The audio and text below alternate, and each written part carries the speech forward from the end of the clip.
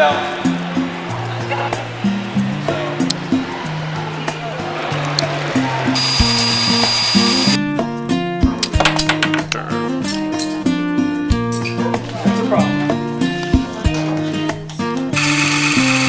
The Office of Naval Research has commissioned projects such as Sea Perch because the U.S. government has realized that there is a tremendous gap between what they need in the future and what they have in the future in the pipeline of young engineers. This is an opportunity for some of our Fulcrum teachers to come and have the hands-on training so that they can bring it back to their schools and continue to influence their colleagues in how to do inquiry-based science education. Tufts and the Fulcrum Institute invited us here because teacher development really is the key. You can't get a student excited unless you have the teacher excited. I love to find out that myself, who was not a math major in any whiz whatsoever, was an engineer.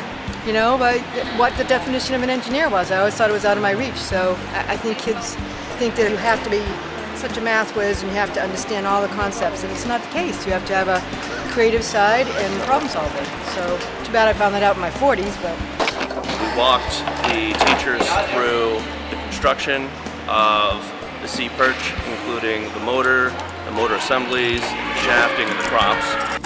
It was, we don't care if you don't know how to drill or solder, you're just going to do it. It comes down to being able to physically put the parts together and check it and make sure that we don't end up having shorts. The directions came at us fast and furious. It was, here's the tools, go at it. I mean, I feel so empowered now. In order to put them underwater, we end up encasing them inside wax in a film canister. We solder shaft extensions, start cutting all the pieces of PVC.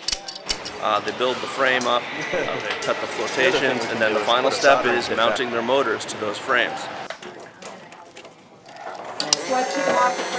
But until you put them in the water and see what the propulsion system does, you don't really know what you have.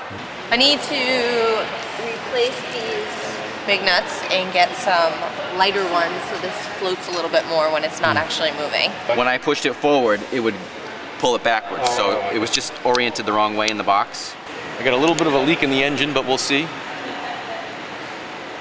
I definitely want to share the packet of information with the physics teachers as a conceptual physics course that we have.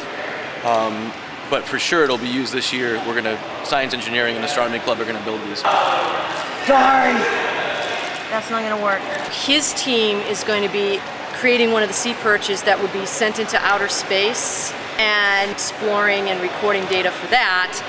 My team is going to be looking at how can we use it here, maybe for either salvaging expeditions in the waters around us, or for some kind of ecology analysis of the water and streams. I teach a marine biology class, so I'm hoping to actually use this extra wire and to attach a camera to it, and so we can bring it to different areas like rivers and maybe beach areas to see if there's organisms that we can't get to and what's down there. The whole experience for me is about how do I bring this back to my kids and give them this experience of creating something. Science. Yesterday we learned a lot about it's okay to make a mistake or to have something not work, to fail, because it's just you're learning as you go through the process.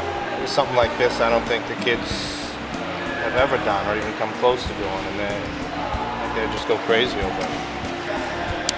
Hopefully the goal of it, and the reason the Navy does this, is they're hoping to get that one kid that goes, wow, this is what I want to do for a living.